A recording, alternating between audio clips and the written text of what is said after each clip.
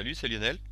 Je voulais vous faire une petite vidéo sur comment faire sa première application sur Ubuntu Touch Hello World. Et pour ça, on va utiliser différents outils, différents concepts. Donc là, l'idée, c'est de d'arriver à faire ce genre d'application. Voilà, toute bête, un Hello World dans le titre, un Hello World centré. Voilà. Et donc ça apparaîtra avec. Donc là, il n'y a pas d'icône, hein. On voit pas d'icône sur Hello World. Mais donc on peut partir de ça. Ok, donc pour ça je vais utiliser l'outil Clickable. Ça vous le trouverez dans la documentation. Si vous démarrez par App Development, vous allez tomber sur la section Tools.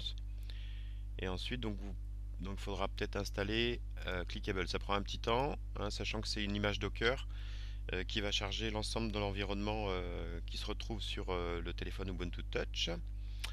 Donc à savoir que pour Ubuntu Touch, pour développer des applications sur Ubuntu Touch, moi je préconise, enfin on préconise d'utiliser le framework Qt puisqu'il est inclus dans l'image source de Ubuntu Touch. Donc c'est la version 5.9 actuellement avec la 16.4. Donc 5.9.5 je crois. Ouais, voilà. Alors Clickable, donc une fois qu'on a installé tout ce qu'il faut, hein, il faut suivre le procédure d'installation, l'image Docker, etc. On va avoir le client qui est disponible. Hop, je vais me retrouver juste voilà, et donc on va pouvoir utiliser la commande clickable avec l'argument init qui va me proposer un certain nombre de templates.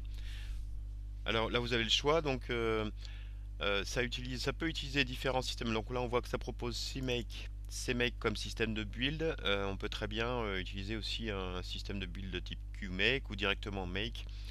Enfin voilà, après on peut personnaliser. Moi on va partir sur un truc très simple, pure QML CMake, ça veut dire que j'ai pas de classe autre que QML dedans. Là, il me demande d'aller chercher le template sur un repo GitHub. Je fais OK. Donc là, le titre de l'application, c'est ce qui va se retrouver quand on a la liste d'icônes, là, avec le texte qui est juste en dessous de l'icône. C'est ça qui va apparaître. Donc on va appeler ça Hello World Demo. Une petite description. Bon, ça c'est pour la mécanique interne aussi pareil. Donc là, le nom de l'application. Donc là, on n'est pas forcément libre sur tout le texte qu'on peut mettre. Il vaut mieux plutôt mettre en anglais. Moi je vais l'appeler HW Demo. Voilà. Et ici HW Demo. LDBuff, ça c'est mon nom. Voilà. Alors ça c'est comment dire l'espace de nom là qui est proposé comme ça va. Et ce qu'il faut savoir c'est que dans l'espace de fichier de Ubuntu Touch ça va apparaître de cette manière là, hein. Quand on ira chercher, on ira voir tout à l'heure où c'est installé. Ok, la version 1 par défaut c'est très bien. Ça c'est mon nom, c'est pas une obligation, mais enfin si on veut quand même pouvoir suivre un peu ce qu'on a déployé, c'est pas mal. Ok, la licence qui est proposée, très bien. Donc là je vais avoir un répertoire de créer qui sera au nom de mon app name ici, hdemo. Voilà, on voit un certain nombre de fichiers, on va l'ouvrir avec un éditeur. Moi je vais utiliser Qt Creator. Hop, qui est capable donc d'ouvrir un projet construit avec CMake. Alors, donc là je devrais avoir HW Demo, je pointe sur CMake. Ok, configuration. Voilà, certain nombre de fichiers. Alors, l'application en tant que telle, c'est ici en fait, hein. Ça, c'est des fichiers qui sont gérés par Clickable, donc l'outil de construction. Et donc moi, mon application, si je regarde mon point d'entrée, c'est tout simplement un main.qml. Avec, si vous êtes familier avec QML, ça va vous causer. Alors là, ce qu'il y a, c'est qu'on utilise par défaut des composants spécifiques Ubuntu Touch. C'est pas une obligation, hein. On peut très bien travailler avec des composants standards Qt QML, Qt QML, Qt Quick. Donc notamment avec les contrôles Qt Quick Control 2. Donc ça, c'est tout à fait supporté. Néanmoins, donc Ubuntu Touch propose des choses pour nous faciliter un peu le développement. Moi personnellement, je ne travaille pas avec puisque moi j'aime bien pouvoir construire mon application directement et la tester à l'intérieur de Qt Creator. Là par exemple, si je veux le lancer, ça, il va pas savoir quoi faire par défaut. Voilà, donc là je pourrais éventuellement faire ce qu'il faut ici pour que ça puisse le lancer correctement. Par contre, si je reviens dans mon répertoire, je vais utiliser donc une notion de l'outil Clickable qui est de pouvoir déployer sur je- c'est pas un émulateur, c'est pas vraiment un émulateur, mais c'est une mini application de desktop dans l'environnement Ubuntu Touch, comme si on était sur Ubuntu Touch, quoi. Alors on peut pas tout tester, hein, dès qu'on fait appel à des capteurs, à des comment dire, différents euh, fonctionnalités du téléphone, on peut pas forcément tout tester, mais ça nous permet déjà de prototyper l'application de manière assez rapide, de cette manière-là. Voilà, donc là on a le rendu, hein, qu'on peut retrouver, qu'on en retrouve de tout à l'heure. Ok, donc ça c'est une des choses, je peux tester de cette manière-là. Et puis maintenant, si j'ai envie de le tester sur le téléphone, je vais toujours utiliser la notion de clickable. Cette fois-ci sans argument. Par défaut, donc il va construire le projet, hein, donc clickable. On va regarder peut-être, on va regarder comment c'est fait. Donc clickable en fait va parser déjà le premier fichier qui va parser, c'est celui-ci, s'il y en a un. Il se base sur un certain nombre de templates, donc vous pouvez voir la liste des templates qui existent, hein. Donc là c'est pure QML CMake. Ça veut dire qu'il va appeler ce fichier de configuration. Comment dire, la propriété kill, vu que notre application sera lancée via QML scene, donc là si je fais ça, en fait ça permettra de tuer le processus quand je vais le redéployer sur le téléphone. Voilà, donc clickable, ok, pure QML scene, il va parser ce fichier de build. Donc il y a un certain nombre de choses. On voit que ce projet est dépendant d'un certain nombre de librairies qui sont présentes sur le téléphone. Donc Qt5 Core, QML, Quick. Et évidemment, il y a un petit peu de traitement ici pour automatiser certaines choses dans les fichiers de config qu'on verra. Voilà, il y a le traitement de tout ce qui est internationalisation. Donc là, ça utilise InTool. Donc ça, bien sûr, si vous voulez traduire votre application, il va falloir installer un certain nombre de packages aussi également. C'est pas une obligation de bosser de cette manière-là. On peut très bien utiliser ce qui est proposé par défaut dans l'environnement Qt, qui est le mécanisme d'internationalisation en interne. Voilà, donc là, mais bon, là, ça utilise donc les fichiers .po pour l'internationalisation. Ok, donc Clickable est là, très bien, il va lancer ça, il va parser ça, il va construire une archive, donc une archive click. Hein, donc pour publier sur Ubuntu Touch, en fait, on va mettre un certain nombre de fichiers, plus le binaire ou les fichiers QML, dans une genre d'archive click, qui doit posséder un certain nombre de choses. Donc pour déclarer son application, on va devoir spécifier un manifeste. Donc ça c'est très important aussi, avec le nom, la description pour un interne, sur quelle architecture elle tourne. Donc là on voit que c'est une variable, hein, qui sera modifiée par le système build de CMake. Ensuite ici on va faire appel, on va lui faire référence à plusieurs fichiers. Donc à part mort pour tout ce qui est permission. Mon application elle en a aucune, donc là j'en mets aucune. Et également on spécifie où se trouve le lanceur, le point desktop. Donc ça c'est un fichier qui va, quand on va publier l'application sur Ubuntu Touch, c'est un fichier qui va être stocké dans un endroit précis, là qu'on verra tout à l'heure aussi. Le desktop justement c'est le fameux lanceur. Donc là on a besoin d'un certain nombre d'infos. Qu'est-ce qui va être exécuté quand on va vouloir lancer l'application? Quel sera son logo?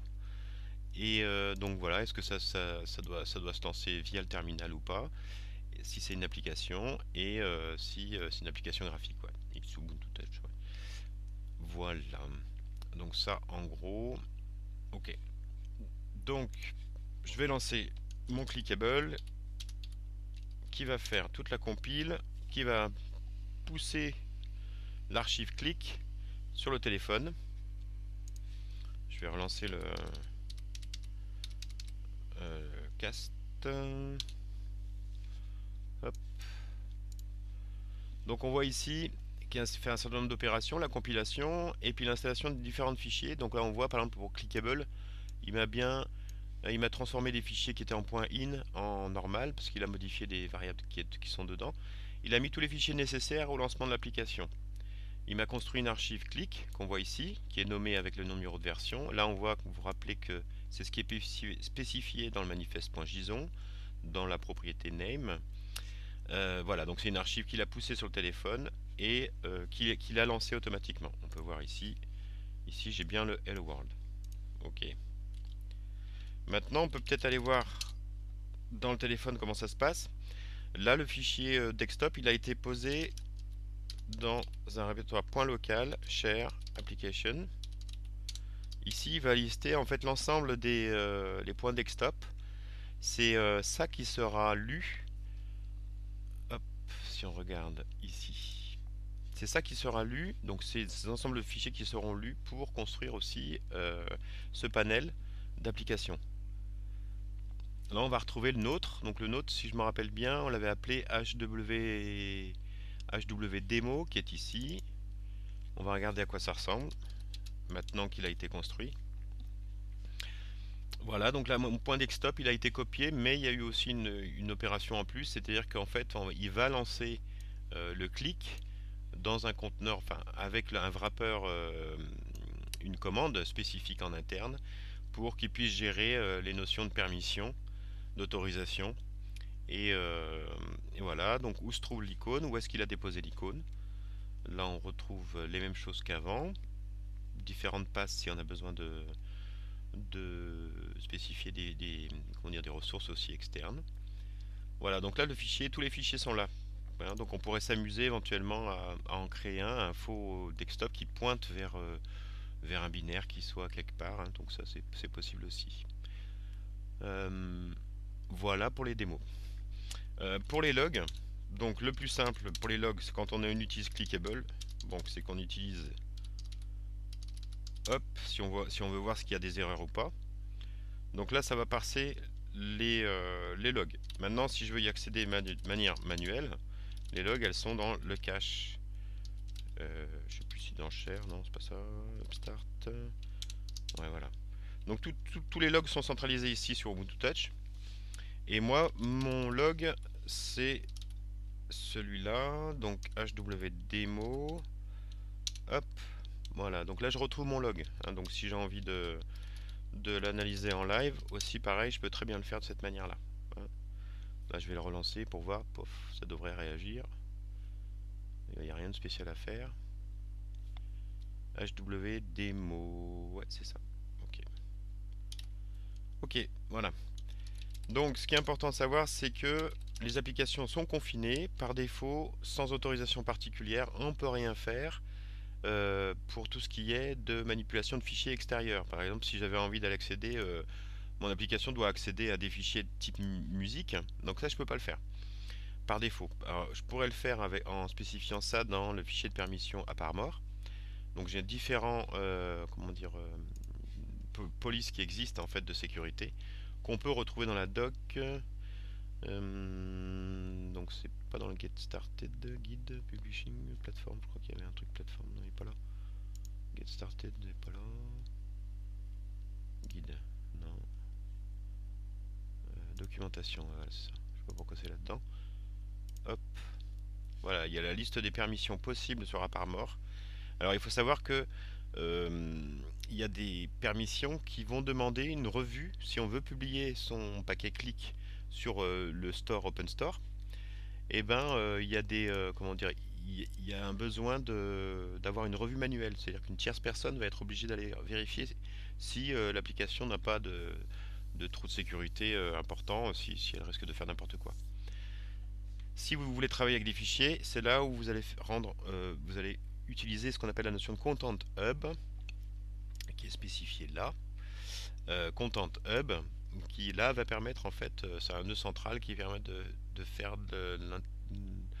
comment dire, entre deux applications, de pouvoir échanger des fichiers par exemple. Voilà, Apparent Policy Group, c'est l'ensemble des différents voilà, comment dire, permissions pour son application.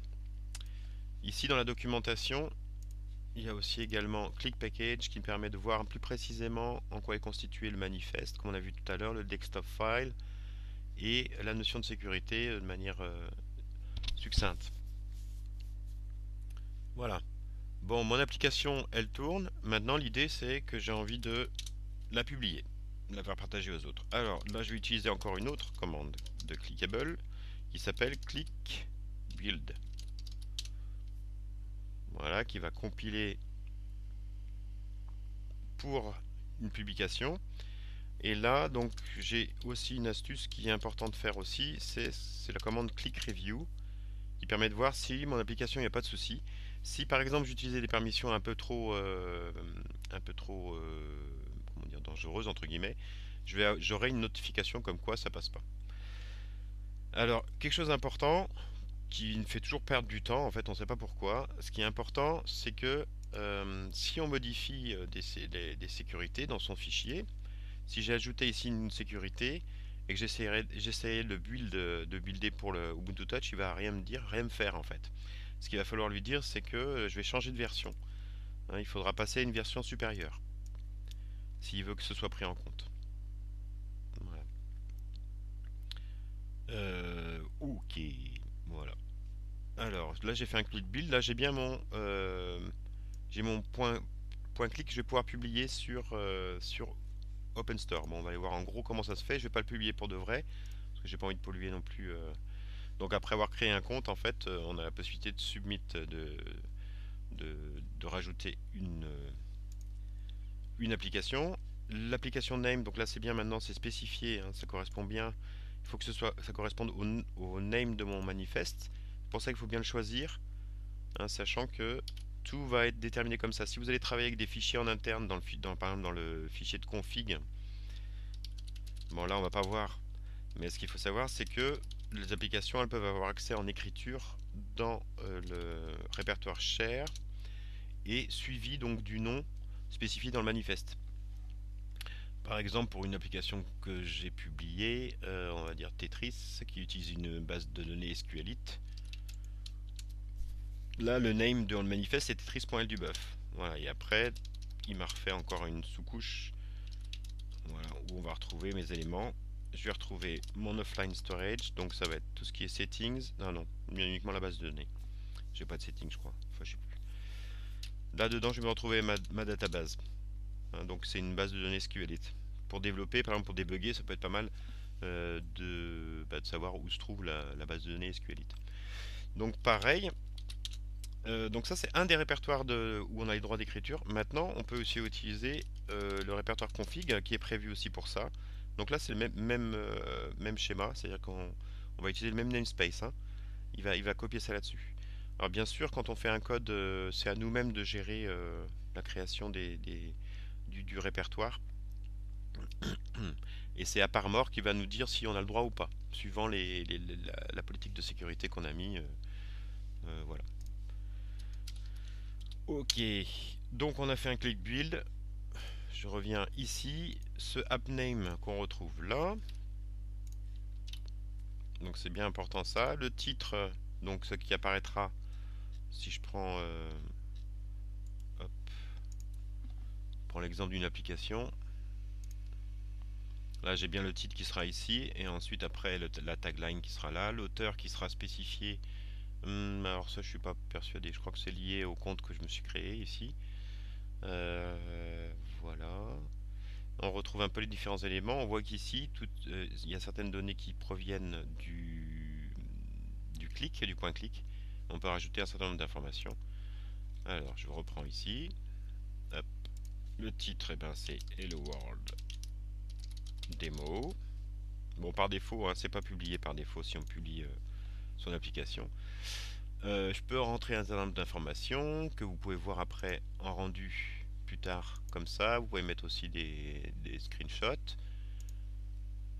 Voilà, ou choisir une catégorie, où se trouvent les sources, où se trouve le support, différentes choses aussi pour la vidéo, ce genre de choses. Et les statistiques après, c'est les downloads, hein, il y a uniquement le nombre de downloads qu'il y a.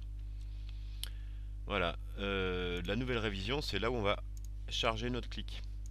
Non, là je suis pas dans le répertoire. Ubuntu Touch, je dois avoir ici. Par défaut, Clickable produit son, comment dire, son package dans le répertoire build. Voilà, ok. Je retrouve ici. Et puis après, voilà, je fais create et puis ce sera bon. J'aurai juste à faire un publish après, comme vous avez vu tout à l'heure là, et ça le fera. Voilà, en gros, donc après, on peut se retrouver avec une application. Là, c'est une application complète que j'ai publiée, par exemple, que j'ai transformée pour Ubuntu Touch. Voilà. Voilà, je pense que ce sera tout. Donc pour démarrer, bah, ça peut être pas mal, quoi. Clickable, c'est pour démarrer. Après, vous pouvez prendre dans l'autre sens, c'est-à-dire avoir déjà une application existante en Qt, QML si vous êtes à l'aise avec ça. Et puis la builder après pour Ubuntu Touch. Il faut juste savoir quels sont les fichiers à copier et puis comment construire un fichier click. Enfin, ça c'est Clickable qui s'en charge, mais il y a un certain nombre de fonctions qui existent et il y a des vidéos là-dessus, des ressources que vous pouvez trouver sur internet. Voilà, je mettrai dans la description euh, les, les vidéos existantes, hein, sinon. Voilà, ciao ciao.